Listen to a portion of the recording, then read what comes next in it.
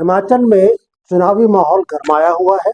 यहाँ केंद्र की कुर्सी संभाल रही भारतीय जनता पार्टी और प्रदेश की सत्ता में काबिज कांग्रेस के बीच सीधा मुकाबला। इस नाते यहाँ चुनाव का नज़ारा कुछ और ही दिखाई पड़ रहा है। मंडी, हमीरपुर और शिमला संसदीय सीट पे युवा जोश दिखाई पड़ रहा है, तो कांगड़ा संसदीय सीट पे अनुभव का नज़ारा पेश किया जा रहा है। इसके अलावा मंडी से कंगना रनौत बॉलीवुड का तड़का लगाने के लिए उपस्थित है और उनके मुंह से निकली हुई एक एक बात राष्ट्रीय स्तर पर मीडिया में सुर्खियां बटोर रही है। इन सबसे अलग अगर कहीं नज़ारा अलग दिखाई पड़ रहा है तो वो है सोलन, और आज हम बात करेंगे सोलन में क्यों दोनों ही पार्टियों के जिम्मेदार पदाधिकारी और नेता मीडिया से दूर भाग रहे हैं। नमस्कार, मेरा नाम है तेजपाल नेगी और आप देखना शुरू कर चुके हैं SJ TV। समझ में ये नहीं आ रहा है कि मीडिया से परहेज कर रहे नेताओं की आखिर क्या मजबूरी है। पत्रकारों के सामने आने से वे क्यों बहाना बना रहे हैं? क्यों वे बाहर से आकर यहाँ प्रचार करने वाले नेताओं को पत्रकारों से मिलने नहीं दे रहे हैं?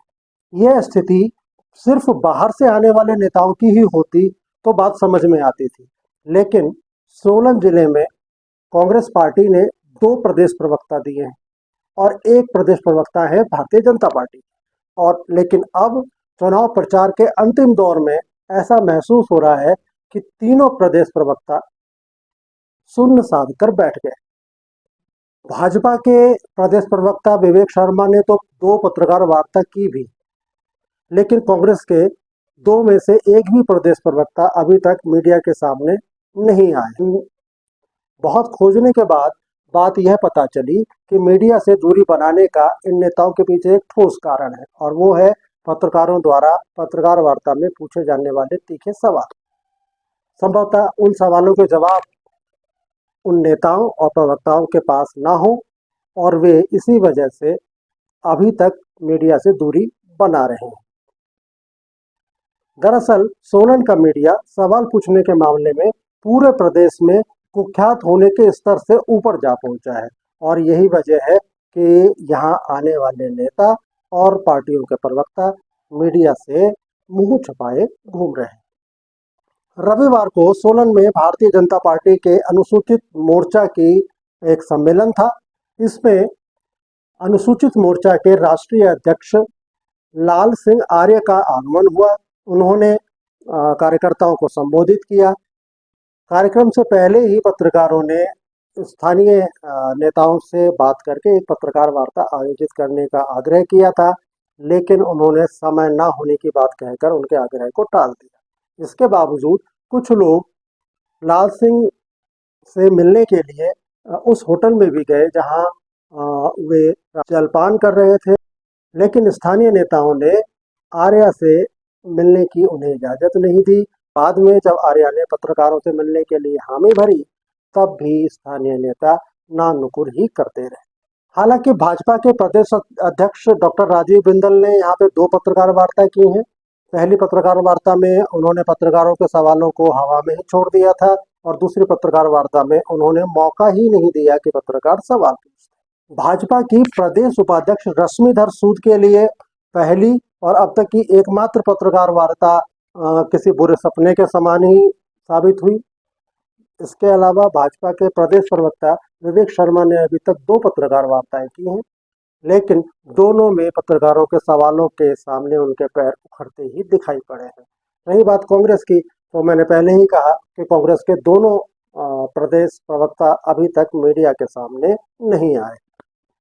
कांग्रेस के जिला अध्यक्ष शिव कुमार ने और मीडिया प्रभारी मुकेश शर्मा ने एक एक पत्रकार वार्ता करके अपनी उपस्थिति दर्ज कराई है, लेकिन उसके बाद वे भूल गए कि अपने पार्टी के कार्यक्रम बताने के लिए तो कम से कम मीडिया से बात की जानी चाहिए। एक बड़ा सवाल इस पूरे माहौल को देखकर ये उठ रहा है कि यदि प्रदेश प्रवक्ताओं ने मीडिया से बात ही नहीं करनी है तो उन्हें इन पदों पर बिठाया क्यों गया? वे मीडिया के सवालों का जवाब ही देना नहीं चाहते, या फिर उन्हें ऐसा करने से कोई रोक रहा है? इस सवाल का जवाब अभी ढूंढना बाकी है।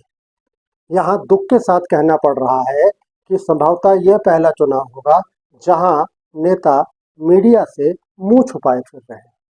दोनों ही पार्टियों के प्रत्याशी अभी तक पत्रकार वार्ता के बहाने मीडिया के सामने नहीं पहुंचे। सुरेश कश्यप चुनाव प्रचार में व्यस्त हैं, तो उधर से विनोद सुल्तानपुरी की तरफ से भी यही कहा जा रहा है कि अभी वे चुनाव प्रचार में व्यस्त हैं।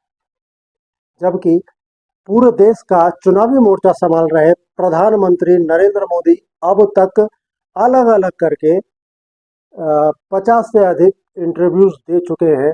ये उनकी समय प्रबंधन की एक विशेषता है। और इधर एक लोकसभा क्षेत्र में घूम रहे प्रत्याशी अभी तक मीडिया के लिए समय निकाल पाने में अक्षम है। वैसे मीडिया जगत में कहा जाता है कि छपास रोग से सबसे ज्यादा ग्रस्त राजनेता ही होते हैं, लेकिन इस चुनाव में कम से कम सोलन का माहौल देखकर तो ऐसा लग रहा है कि राजनेताओं के सिर से छपास का बुखार उतर चुका है। इस मामले में देखने वाली बात यह भी है कि जिम्मेदार लोग अपना दायित्व तो नहीं निभा पा रहे हैं, और जो बाहर से आने वाले नेता है अगर वो कुछ बोलना चाह रहे हैं मीडिया के सामने तो स्थानीय नेता उन्हें रोक रहे हैं और उन्हें टाल रहे हैं। अभी हिमाचल में मतदान को 3 दिन बाकी हैं और हिमाचल के राजनेताओं का मीडिया के प्रति रवैया स्वस्थ लोकतंत्र के चेहरे पर एक धब्बे के समान ही कहा जा सकता है।